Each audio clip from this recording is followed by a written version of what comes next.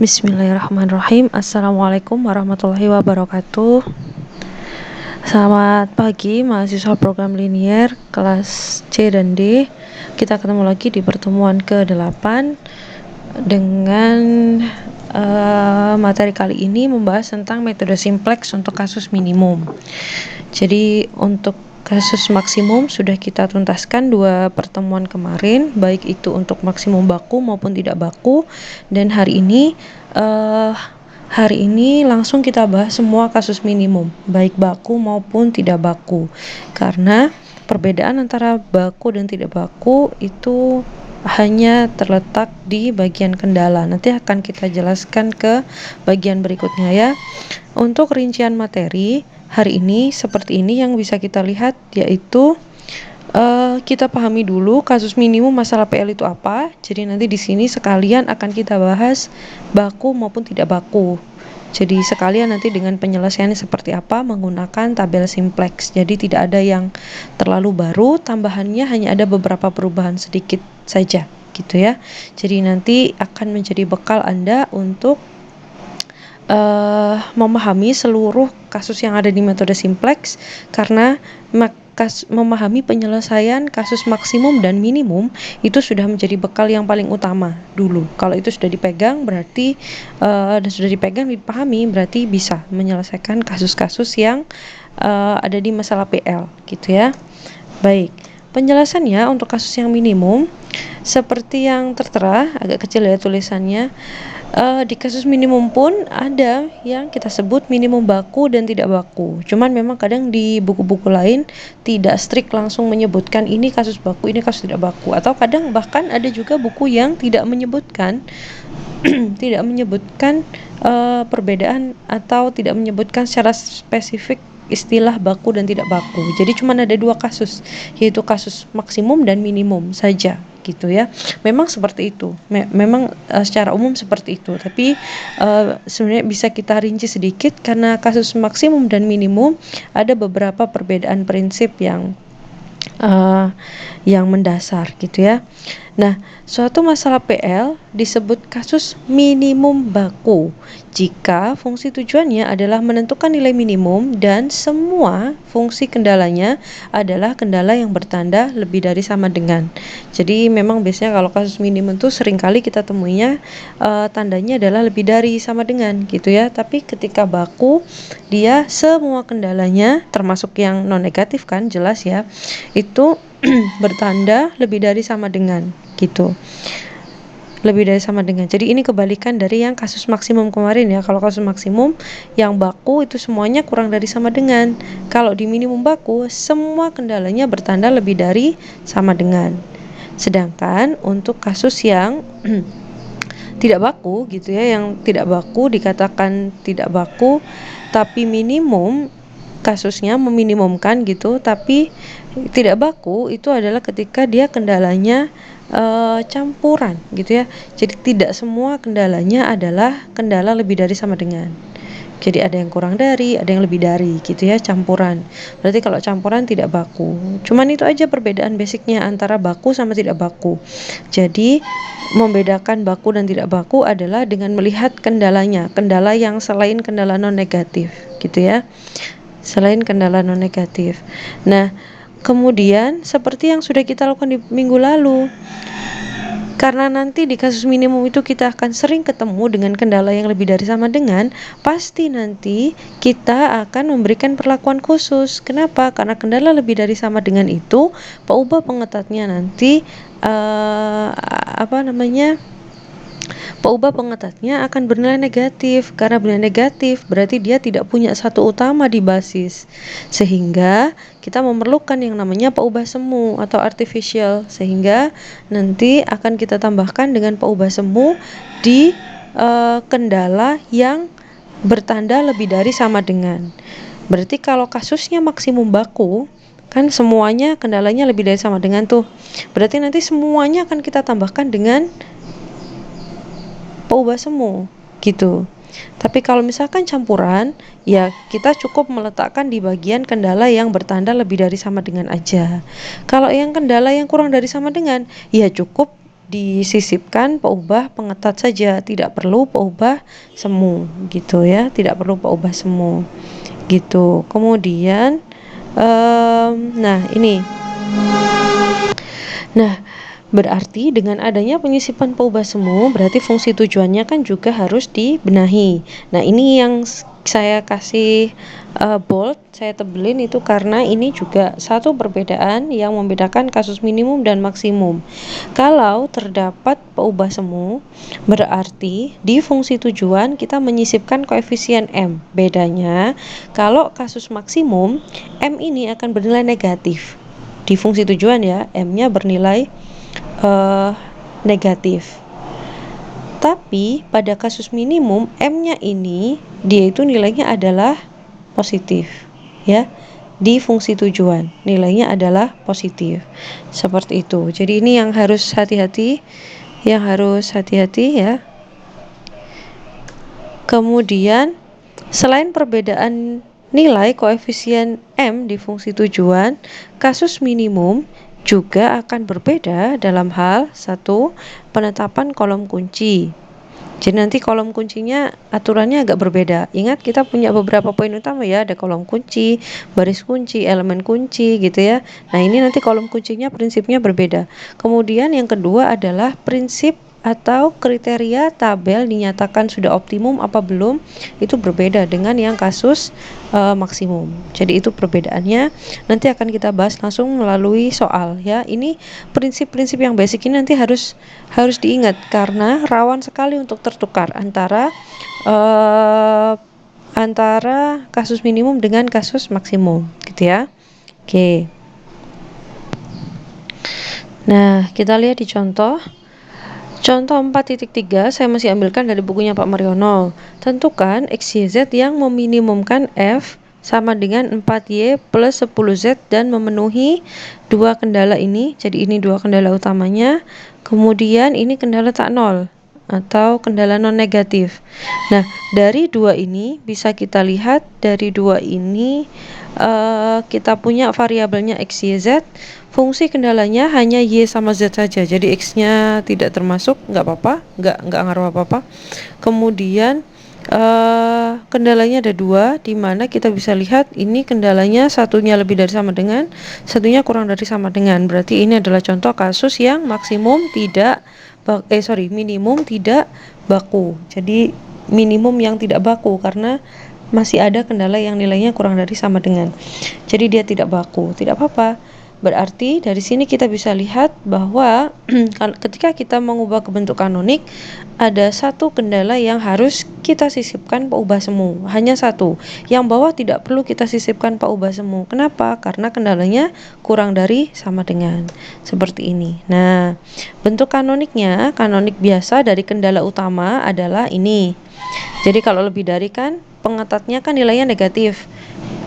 Kalau kurang dari sama dengan, pengetatnya bernilai positif. Nah, susunan ini belum siap simplex. Kalau ini beliau pakai S sama T ya. Kalau kita nanti biasakan kita pakai S1, S2 dan seterusnya ya. Nah, susunan ini belum siap simplex karena memuat basis ke-1 karena belum memuat basis ke-1 yang positif. Jadi di sini di baris pertama ini satu utamanya dia belum ada. Yang ada hanya negatif 1 dari pengetat. Jadi belum memuat basis ke-1 yang positif. Maka dalam persamaan ke-1 ditambahkan peubah semu A, sehingga soal akan berbunyi seperti ini. Sehingga nanti di baris pertama ini akhirnya dia sudah punya satu utama. Satu utamanya ada di A ini. Kalau di baris kedua satu utamanya ada di T pada saat ini ya. Pada saat ini statusnya seperti itu.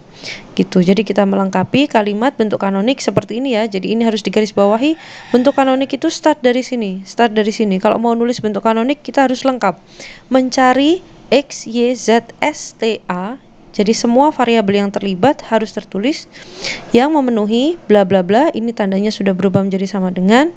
Kalau kendala tak negatif tetap jadi di sini lebih dari sama dengan 0, tapi kita harus menambahkan semua variabel tambahan yang kita sisipkan. Jadi kalau yang awal ini dia masih XYZ aja, ini sudah kita masukkan STA. Kemudian tidak lupa kita harus menuliskan kasusnya minimum atau maksimum, dan juga ini F bar adalah fungsi tujuan yang baru, di mana fungsi tujuan yang baru sekarang 4Y plus 10Z plus 0S plus 0T. Jadi ini adalah 0 ini untuk pengetat, apapun kasusnya, maksimum minimum, pengetatnya ini selalu 0 dan nilainya selalu positif, karena nggak ngaruh ya kan, positif negatif kan nggak ngaruh ya, tapi kita selalu tulis positif. Dan untuk peubah semu ini yang harus hati-hati, untuk peubah semunya dia nilainya adalah plus MA, jadi bukan min MA, beda ya. Kalau di maksimum dia bertanda min MA, kalau di sini dia plus MA. Ingat, M sendiri adalah bilangan positif yang nilainya sangat besar. Jadi ini bilangan yang sangat positif kasarnya. Bilangan positif yang nilainya sangat besar. Kalau dia ketemu tanda positif, berarti kan dia tetap bernilai positif gitu. Jadi plus MA itu berarti dia nilainya positif yang sangat besar gitu ya. Baik. Kita masukkan ke tabel simplex dari hasil kanonik ini tadi. Kita masukkan setiap elemennya ke tabel simplex. Di sini kita bisa lihat variabel yang bekerja adalah X, Y, Z, STA. Kemudian di sini koefisien ongkosnya, X-nya tidak ada di fungsi tujuan, berarti sini 0, 4, 10, 0, 0, dan di sini adalah M. Ini harus hati-hati banget, jangan sampai ketukar ya, karena kasus maksimum minimum rawan sekali M-nya tertukar. Jadi ini adalah M bernilai positif. Ini karena ini nanti ngaruh sekali. Kemudian pada saat ini kita bisa lihat, ini kita bisa memasukkan semua koefisien teknis. Jadi yang ada di kendala kita masukkan seret semuanya. Dari sini kita bisa melihat bahwa yang berkedudukan sebagai satu utama di baris 1 ada di variabel A, dan satu utama yang ada di baris kedua dia ditempati oleh T. Sehingga di sini yang berkedudukan sebagai variabel basis adalah A dan T. Di baris pertama ada A, baris kedua ada T. Kita tuliskan koefisien ongkos yang bersesuaian. Kalau A ini M, T ini miliknya T adalah 0, berarti tetap seperti ini. Selanjutnya kita hitung ZJ dengan mengalihkan kolom yang paling kiri dengan masing-masing koefisien teknis, kemudian dijumlah ke bawah. Min 4 kali M, min 4 ditambah min 1 kali 0, 0. Jadi min 4M plus 0 tetap min 4M. Dan seterusnya. Begitu pula dengan yang bagian BI atau koefisien ruas kanan. Sorry, ini enggak lurus ya garisnya karena ya karena saya hanya menyambungkan saja ya, supaya lebih mudah dilihat. Nah, di sini berarti 12 kali M ditambah 15 kali 0, 0. Berarti Z-nya sama dengan 12M. Pada saat ini, ZJ min CJ berarti kita kurangkan dengan yang di atas atau koefisien ongkos. Berarti kita mendapatkan min 4M, kemudian M min 4, M min 10, dan seterusnya. Di sini jangan sampai tertukar, ini adalah min 4M artinya min 4 dikalikan M. Kalau yang ini M min 4 berarti M dikurangi 4. Beda ya. Beda. Ingat, prinsipnya M itu bilangan positif yang sangat besar. Berarti kalau seperti ini dikalikan min 4 berarti semakin negatif, karena positif kali negatif kan jadinya negatif gitu ya. Ini harus hati-hati, kita harus tahu, bisa mengenali ini positif apa negatif, mana yang lebih besar lebih kecil. Kita harus paham, harus bisa mengira-ngira mana yang paling besar, mana yang paling kecil ya. Nah, kita menggunakan prinsip yang pertama adalah dengan diharapkan bahwa A itu selalu keluar dari basis, atau kalau prinsipnya kalau ada peubah semu yang duduk di basis, maka kita harus selalu mengupayakan supaya peubah semu ini keluar dari basis. Nah, karena koefisien ongkosnya negatif besar kalau untuk kasus maksimum. Nah, karena ini kita kasus minimum, M-nya itu bernilai positif, ini M-nya bernilai positif, berarti harus kita keluarkan karena nanti akan membuat koefisien ongkosnya positif besar gitu. Kalau yang negatif ini untuk yang maksimum. Jadi saya coret. Kalau di sini nanti positif, dia akan membuat koefisien ongkosnya positif besar. Kenapa tidak boleh kalau positif besar? Karena kita mencari nilai minimum. Kalau dia nanti nilainya kalau nanti A ini tidak keluar, dia akan membuat koefisien ongkosnya bernilai positif yang sangat besar, dan itu artinya kita tidak menemukan nilai minimum yang sesungguhnya, gitu ya. Baik. Kita bisa lihat di gambar ini, kok positifnya hilang? Positif. Nah, di gambar ini kita bisa melihat ada satu peubah semu yang duduk di basis. Jadi tabelnya jelas belum optimum ya, pasti perlu perbaikan. Bu, kalau misalkan kendalanya ada 3 atau 4 dan ternyata semua kendala itu memuat peubah semu, berarti semuanya ini berderet di sini, ini peubah semu, peubah semu, peubah semu. Iya betul, A1, A2, A3, A4 dan seterusnya. Kita akan mengupayakan bagaimana caranya supaya tabelnya ini sudah optimum dan semua variabel basis sudah tidak ada lagi yang duduk di basis, gitu. Kalau misalkan Bu, saya dapat hasil semua OBE yang saya lakukan sudah benar, sudah saya cek angkanya sudah benar, semua ZC min CC itu sudah memenuhi kriteria optimum, tapi ternyata masih ada variabel semu yang duduk di basis. Gimana Bu? Nah, itu kasus khusus nanti ya, kita bahas setelah kasus minimum ini. Seperti dulu kita kan punya 3 kasus khusus ya. Nah, itu nanti akan kita bahas setelahnya ya. Sementara dibiarin dulu. Tapi selagi Anda memang mengecek, pastikan untuk selagi Anda menemukan hasil yang seperti itu, pastikan dulu untuk mengecek apakah semua perhitungan OBE benar, atau apakah barangkali ada hitungan yang salah ketika memasukkan angka-angka, karena rawan sekali salah dalam memasukkan input, karena memang angkanya kan kecil dan sangat banyak ya, sangat banyak. Oke. Kemudian, nah, kriteria optimum saya tuliskan di sini. Kriteria optimum selain menggunakan patokan dari variabel semu, kita juga punya kriteria kapan dia itu dikatakan tablonya sudah optimum atau belum. Pada kasus minimum, tablonya dikatakan optimum apabila semua ZC min CC itu bernilai kurang dari sama dengan 0. Jadi ini kebalikan dari yang kasus maksimum. Kalau maksimum itu semua ZC min CC harus bernilai lebih dari sama dengan 0. Jadi sudah nggak ada lagi ZC min CC yang bernilai negatif. Lah, kebalikannya kalau di minimum ini malah justru tidak boleh ada yang bernilai positif. Jadi semuanya bernilai kurang dari sama dengan 0, gitu ya. Nah, dari sini kita bisa lihat, coba perhatikan ZC min CC. Di sini masih ada yang bernilai positif ini. Nah, ingat M kan bilangan positif yang sangat besar. Kalau dikurangi 4 kan masih tetap positif gitu kan, dia posisinya sangat besar gitu.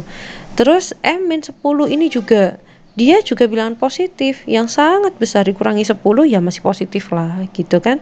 Karena masih ada masih ada ZC min CC yang bernilai lebih dari 0, berarti tabelnya belum optimum. Otomatis dia perlu perbaikan gitu ya.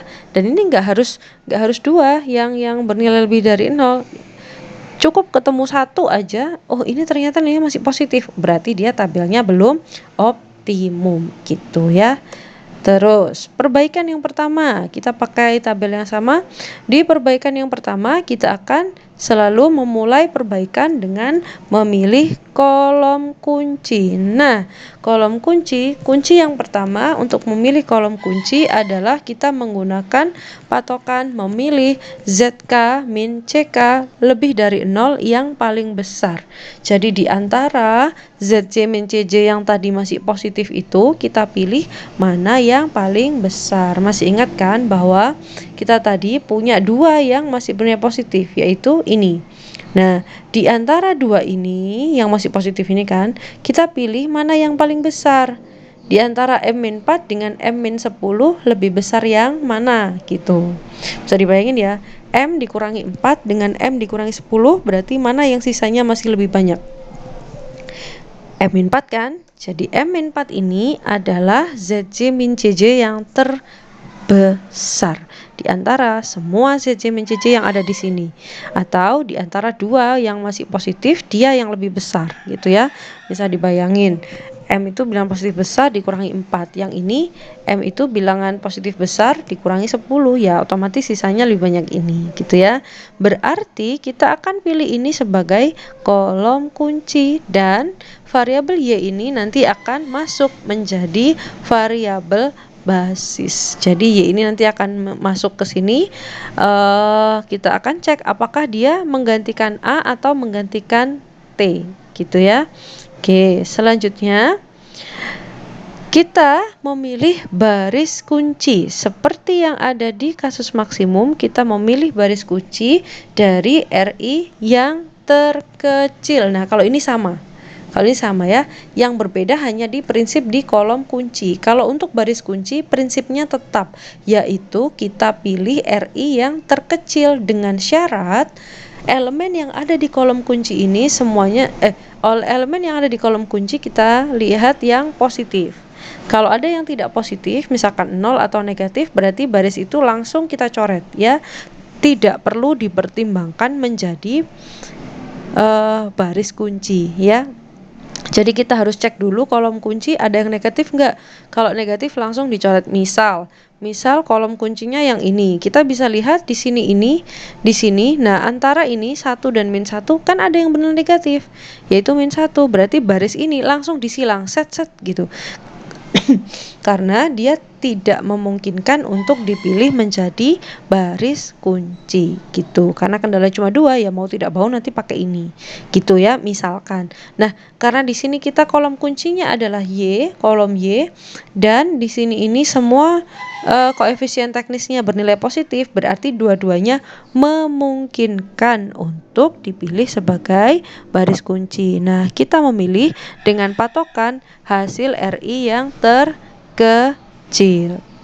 Jadi BI dikurangi koefisien teknis yang di kolom kunci. 12 dibagi 1, 12. 15 dibagi 1 tetap 15. Sehingga dari sini kita memilih 12 sebagai RI yang terkecil. Karena 12 ini RI terkecil, berarti satu baris ini, satu deret ini dia adalah baris kunci ya, baris kunci. Setelah sudah menetapkan baris kunci, kita bisa menetapkan unsur kunci atau elemen kunci, yaitu yang menjadi perpotongan antara baris kunci dan kolom kunci. Nah, ini dia yang di bintang ini si elemen kuncinya. Dia nanti yang akan diubah menjadi satu utama gitu ya. Diubah menjadi satu utama.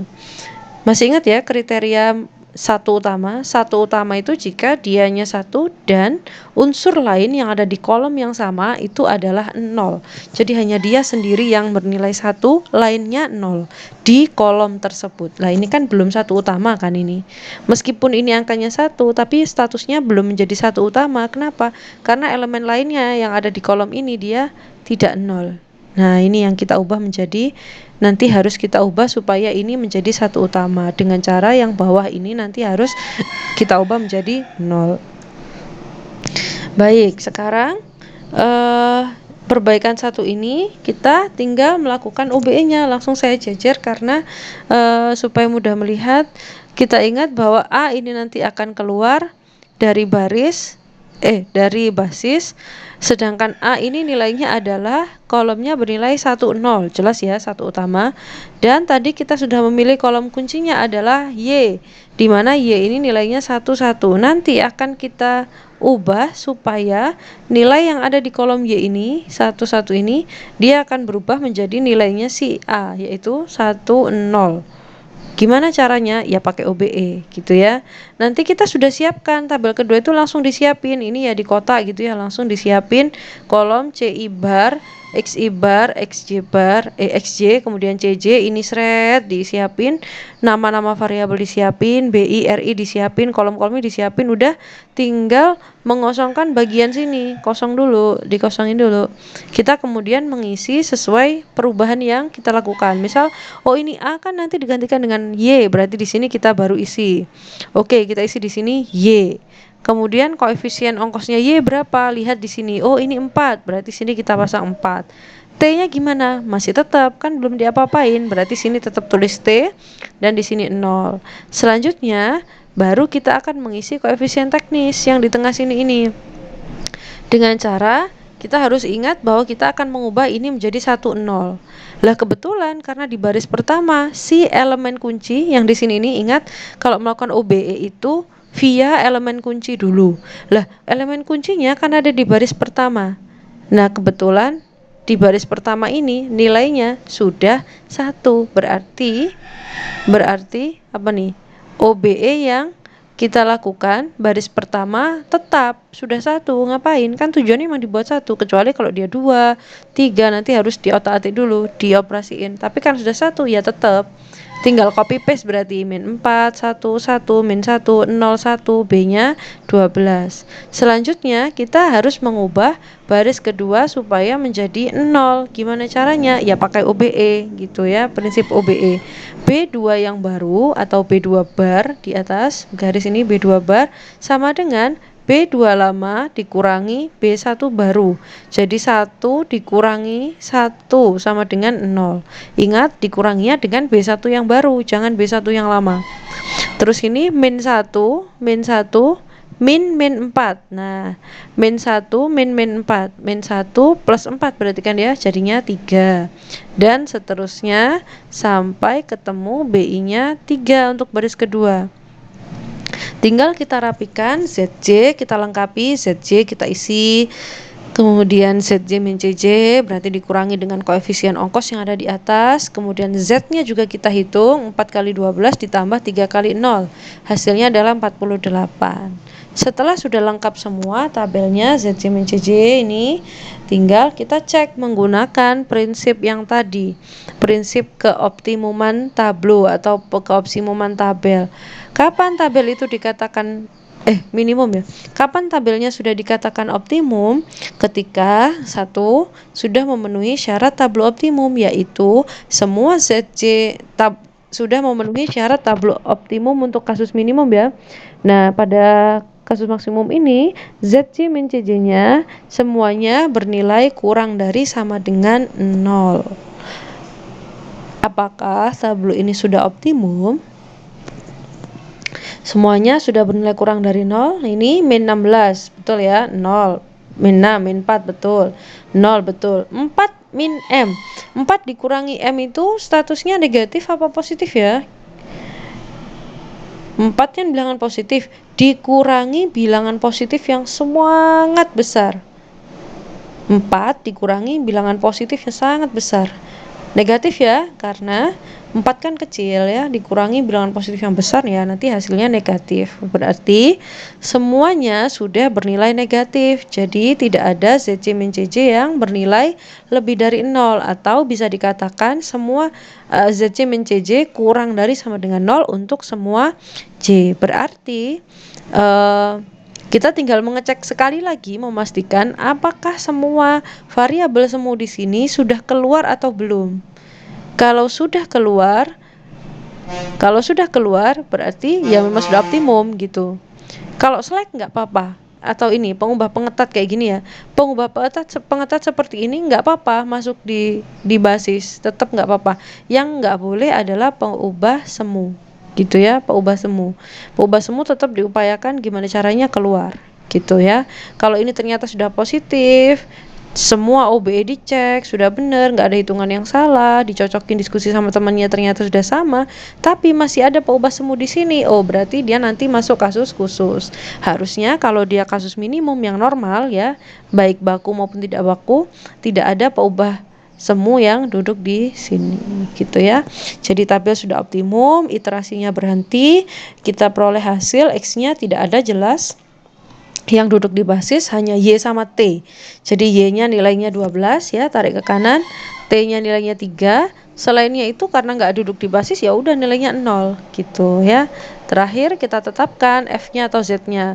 Z-nya sebenarnya sudah kelihatan langsung kan 48 ya, tapi kalau mau lebih rapi seperti ini 4Y plus 10Z plus 0S plus 0T plus MA. Oh iya, ini sekalian kayaknya saya ada yang salah sedikit di bagian ini di pertemuan yang kemarin. Sebentar. Nah, di bagian ini, nah bisa Anda lihat ini yang minggu lalu kan saya bikin kesimpulannya seperti ini. Mana ya? Sebentar.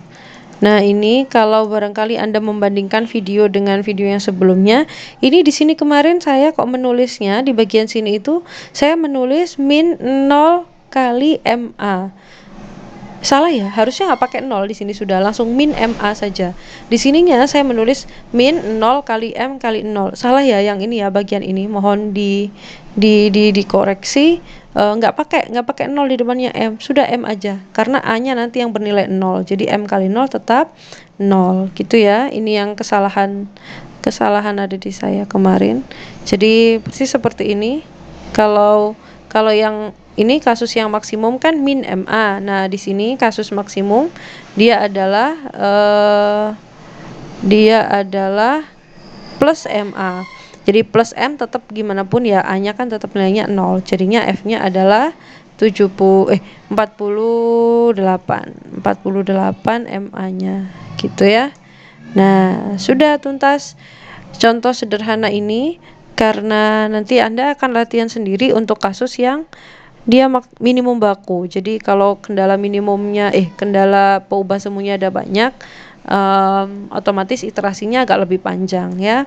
Silakan dicoba di latihan mandiri. Saya ambilkan soal yang variabelnya agak sedikit, jadi agak kecil, jadi saya mundur lagi ke halaman 10 sampai 12. Anda bisa cek di halaman 10 sampai 12. Saya nggak pakai halaman yang belakang, soal yang belakang saya pakai yang ini 10 sampai 12. Karena pengalaman dari yang kemarin soal-soalnya ada yang ketemunya kasus khusus, jadi barangkali kita perlu mundur sebentar. 10 sampai 12 ini nomor 2, 4, 6, 8 dan 10 ya. Seperti biasa, kerjakan di buku catatan masing-masing, kita kumpulkan minggu depan secara acak ya. Kira-kira seperti itu. Pastikan untuk melakukan latihan ya. Pastikan untuk mengerjakan. Saran saya pastikan untuk mengerjakan secara mandiri dulu. Kalau kesulitan, baru nanti tanya dan diskusi sama teman. Jadi pastikan membuat tabel sendiri, memasukkan, menginput dan mengerjakan sendiri sampai ketemu hasilnya. Karena proses itu nanti benar-benar akan sangat perlu ketika kita ujiannya mandiri ya. Kira-kira seperti itu video kali ini. Terima kasih, saya cukupkan sekian. Semoga bermanfaat. Kalau ada pertanyaan silakan ditanyakan ya. Terima kasih. Wassalamualaikum warahmatullahi wabarakatuh.